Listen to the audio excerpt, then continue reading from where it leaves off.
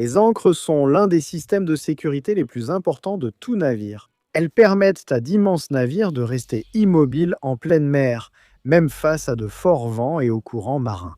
Ces véritables villes flottantes sont maintenues en place par un seul crochet en métal qui paraît minuscule comparé à la taille des navires. Mais voici quelque chose que beaucoup de gens ignorent. Ce n'est pas exactement l'ancre qui retient le navire. En réalité, si vous jetiez simplement une ancre au milieu de l'océan profond, elle ne servirait absolument à rien. Et si vous essayez de la remonter de la mauvaise façon, vous risqueriez probablement de couler votre propre navire. Alors, comment les capitaines savent-ils exactement où jeter leurs ancres et quelle longueur de chaîne utiliser? Et comment parviennent-ils à remonter une ancre de 20 tonnes coincée au fond de la mer? Dans la vidéo d'aujourd'hui, nous allons répondre à ces questions et à d'autres que vous ne saviez même pas que vous aviez sur l'ingénierie complexe des ancres. Restez avec moi jusqu'à la fin. Je suis Victor et vous êtes sur Tudotech JT. Je vous invite d'abord à laisser un like, à vous abonner et à activer la cloche pour recevoir toutes les notifications. Pour comprendre comment fonctionne l'ancrage d'un navire, il faut d'abord savoir que ce n'est pas seulement l'ancre qui le maintient immobile, mais aussi le poids et la friction de l'énorme chaîne sur le fond marin.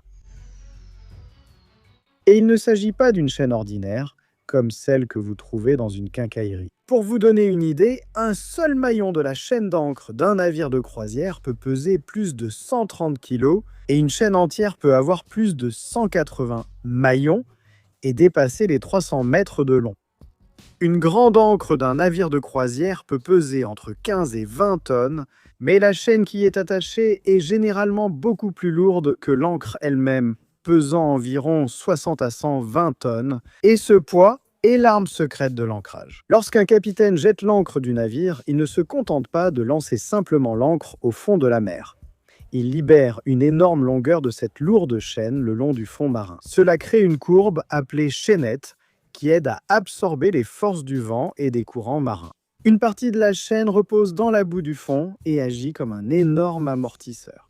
Lorsqu'une vague repousse le navire, elle doit d'abord soulever des tonnes de chaîne en acier du fond de la mer avant même de commencer à tirer sur l'ancre. Lorsque la force de traction atteint enfin l'ancre, elle est presque horizontale, ce qui fait que l'ancre s'enfonce encore plus dans le sol au lieu d'être arrachée. Un détail curieux était que les navires libèrent rarement toute la chaîne qu'ils possèdent. Les capitaines utilisent une règle simple appelée scope, qui détermine la quantité de chaîne à libérer en fonction de la profondeur de l'eau. Cette mesure correspond à 5 à 7 fois la profondeur de l'endroit. Ainsi, dans une zone d'une profondeur de 20 mètres par exemple, le navire peut libérer entre 100 et 140 mètres de chaîne. En cas de mer agitée ou de vent fort, ce ratio peut augmenter encore davantage afin de garantir que l'ancre reste bien fixée au fond de la mer.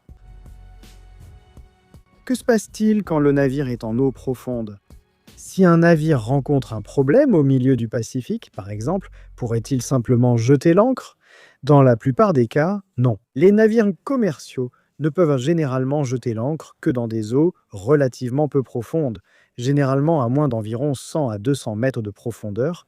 Cela s'explique par le fait que plus l'eau est profonde, plus il faudrait de chaîne pour que l'ancre fonctionne correctement. En pleine mer, où la profondeur peut dépasser 3 km, il faudrait une quantité gigantesque de chaîne. Le poids de tout cet acier suspendu presque verticalement serait énorme, pouvant endommager le treuil de l'ancre, c'est l'équipement chargé de contrôler la chaîne ou même provoquer des efforts dangereux sur la structure du navire. C'est pourquoi dans des eaux très profondes, les navires ne jettent tout simplement pas l'ancre.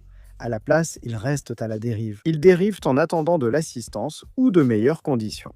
Quant aux navires spécialisés comme les navires de recherche ou de forage, ils utilisent un système appelé positionnement dynamique. Dans ce système, des ordinateurs contrôlent automatiquement plusieurs propulseurs autour du navire, ajustant constamment sa position pour qu'il reste pratiquement au même endroit, même sans qu'aucune ancre ne touche le fond de la mer. Lorsqu'ils arrivent dans des eaux peu profondes, les officiers vérifient la profondeur de l'endroit à l'aide de cartes marines et de systèmes informatisés afin de déterminer la longueur de chaîne nécessaire pour l'ancrage. Mais il reste encore une autre question. Comment mesurer concrètement la quantité de chaîne déjà libérée? Pour cela, il existe un système de mesure maritime très ancien. La chaîne de l'ancre est divisée en sections standardisées appelées manilles, également appelées shots. Chaque manille mesure 27 mètres et demi, soit 90 pieds, et ces sections sont reliées par un maillon distinctif. Pour faciliter l'identification, ces maillons de jonction sont peints avec des couleurs faciles à voir, comme le blanc ou le rouge. Pendant que la chaîne est libérée par le écubier, un officier placé à la proue observe ces marquages et compte combien de manilles sont déjà passées. Ensuite, il communique l'information par radio à la passerelle de commandement. 3 manilles à l'eau signifie qu'environ 83 mètres de chaîne ont été libérés. Cela donne au capitaine l'information sur le poids qui repose sur le fond marin et si la courbe en chaînette formée est suffisante pour maintenir le navire ancré en toute sécurité.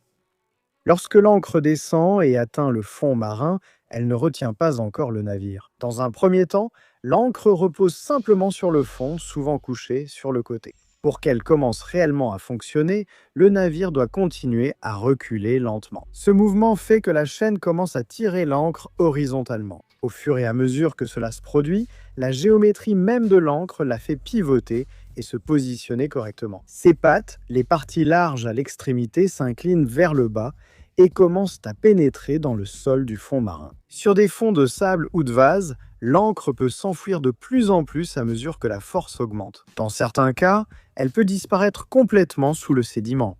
Plus le navire tente de bouger, plus l'ancre a tendance à s'enfoncer dans le sol, créant ainsi une énorme résistance. C'est précisément cet effet qui permet à une seule ancre de maintenir à l'arrêt un navire pesant des centaines de milliers de tonnes. Le navire doit poursuivre son voyage. Et alors, il est temps d'effectuer tout le processus à l'envers, remonter l'ancre du fond de la mer. Pour cela, le guindeau entre en action, une machine extrêmement puissante installée à la proue du navire. Cet équipement commence à tirer lentement l'énorme chaîne en acier à l'intérieur du navire. Au fur et à mesure que le treuil remonte les manilles, la chaîne qui reposait sur le fond marin commence à se relever à nouveau. Pendant un moment, l'ancre reste encore enfouie dans le sol, résistant à la force de la chaîne. Mais à mesure que le navire avance lentement vers la position de l'ancre, l'angle de traction change. La force qui tirait auparavant l'ancre à l'horizontale commence progressivement à la tirer vers le haut, et c'est à ce moment-là qu'elle finit par se détacher du fond. Une fois libérée du sédiment, l'ancre est tirée hors de l'eau et guidée de retour vers son logement sur le pont. C'est sur le navire qu'elle reste fixée jusqu'à la prochaine fois où elle sera nécessaire. Si vous voulez savoir comment fonctionne le canal de Panama, cliquez sur le lien dans la description et dans le premier commentaire. Et si vous avez aimé cet épisode, laissez un like et partagez-le avec vos amis. Laissez un commentaire en disant d'où vous nous regardez et ce que vous avez pensé de cette vidéo. Abonnez-vous à notre chaîne et activez la cloche des notifications pour être averti à chaque fois que nous publions un nouveau contenu. Merci d'être resté avec moi jusqu'ici. Si vous voulez continuer à apprendre, cliquez sur l'une des vidéos recommandées qui s'affiche sur votre écran. Je demande à Dieu de vous bénir, vous et votre foyer, et portez-vous toujours bien.